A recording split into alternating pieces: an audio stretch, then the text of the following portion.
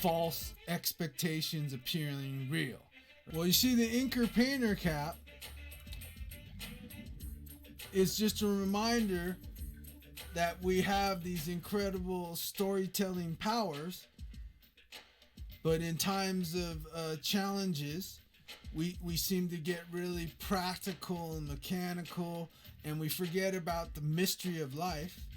So the inker painter cap is basically a reminder of the fantastical caps we already have on our head, and if we use our mental faculties, which are wonder, imagination, fascination, curiosity, reasoning, will, intuition, right? We can imagine amazing things. And my background is in the film industry. And I think one real positive thing the film industry does is when they make films that challenge us to use our imagination and go beyond our daily dread. And I think it's very important in this time because inker painter caps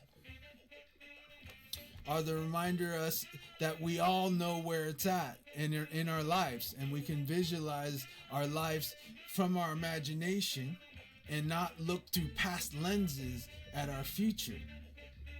And then we use that insight, which I call creature insight, right, to build our lives in a very creative and productive manner that is very positive, and it rises above any of the contrast in this life where we think life is too hard and we're not good enough or we can't fit in. And so it basically brings us to another level of back to our original roots, which to me is love and not fear.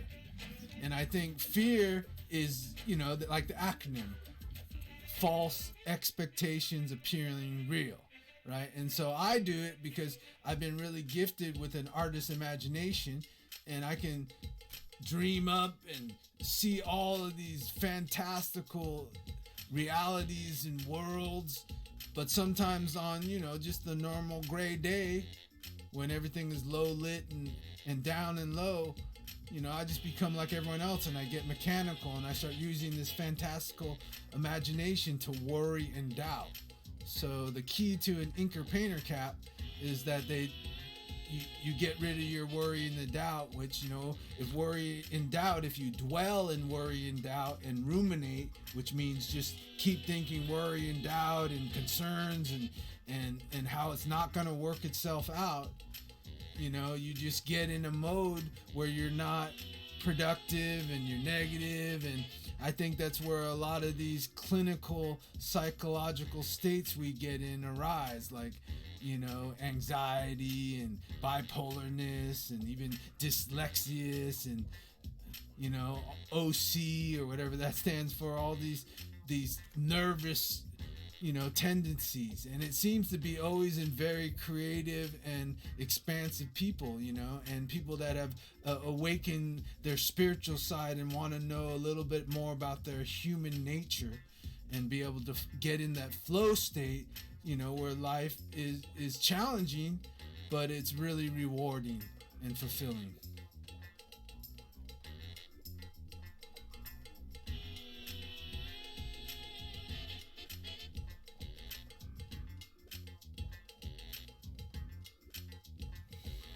Live in the here and the now. Well, a lot of it is, it's living here in the now, but I apply a lot to, your imagination and your creativity and wonder, because I think a lot of us have gone to a state which is very fearful, and we love to share stories about dread and failure, and we've lost all wonder and curiosity. So being here in the now is very important, but it's more about being present. So present how you want to feel and dwell in your wish fulfilled, which is basically dwelling, in your desire, like the way you want to feel. And all of us, especially in these times of the coronavirus, we all want to feel connected. We all want to feel loved. We all want to feel like we're contributing something to the whole. So back to the inker painter caps, that's just my metaphor in a very fun way to, communicate basically what Cat in the Hat was all about by Dr. Seuss is, the best way to prepare yourself for a real exciting, adventurous day is to, not get caught up in what you should do or can't do, or all your limitations that seem to be created by your imagination. So it's all about being in the here and now, but it's about being present, present, the present, the gift. Because it seems the more that we can open ourselves from our heart and our minds to the possibilities, through curiosity and wonder and intuition, and share that with each other, which is in making art together, supporting unity, which is, I think, the only frontier that we have to conquer together, is figuring out how to make arts that we art I fact, together, and have it benefit ourselves all the way down to paying bills, to raising the funds and all the resources to do things that we thought we never could do.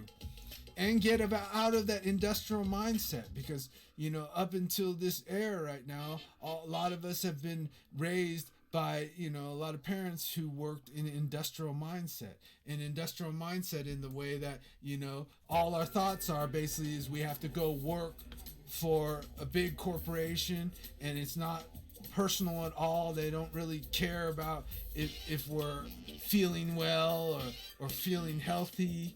And we just go there and we think we're trading our time in for money to basically, support our family, support ourselves. And the reality is, life on the biggest scale is a mystery. And part of the game of life to me is getting to know who you are so you can be real courageous and put forth, original ideas. Just like a lot of my heroes all did original ideas, which goes into a time we live where it's really a challenge to present an original creative idea and have it accepted, especially in popular media or entertainment.